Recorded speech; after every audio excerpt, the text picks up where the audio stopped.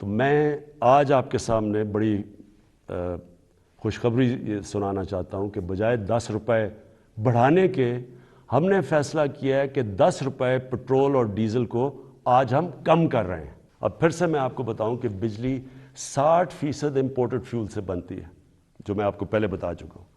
جیسے باہر گیس مہنگی ہوتی ہے، کوئلہ مہنگا ہوتا ہے، تیل مہنگا ہوتا ہے، تو یہاں ہمارا جس کو کہتے ہیں فیول ایڈجسٹمنٹ چارج وہ بن جاتا ہے، ہماری بھی چیزیں اوپر چلی جاتی ہیں۔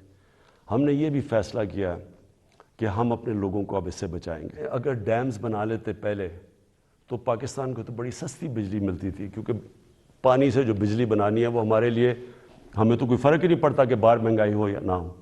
لیکن کوئی ڈیمز نہیں بنائی، 50 سالوں میں پاکستان میں کوئی ڈیمز نہیں بنی۔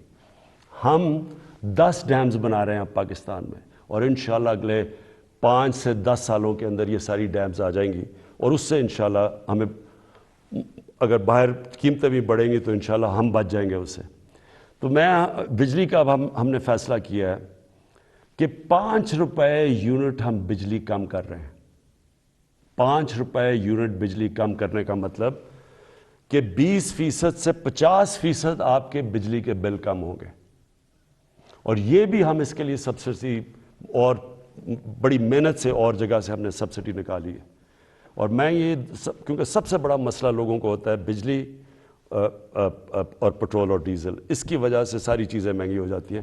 تو ہم نے یہ فیصلہ کیا کہ ہم اگلے بجٹ تک ان 2 چیزوں کے اوپر ہم اب کوئی اضافہ بھی نہیں کریں گے، اور اس سے پہلے ہم نے یہ ان کو کم بھی کر دیا۔ 5 روپے یونٹ بجلی اور 10 روپے بلکہ 20 روپے پورا بنتا ہے پٹرول اور ڈیزل کا۔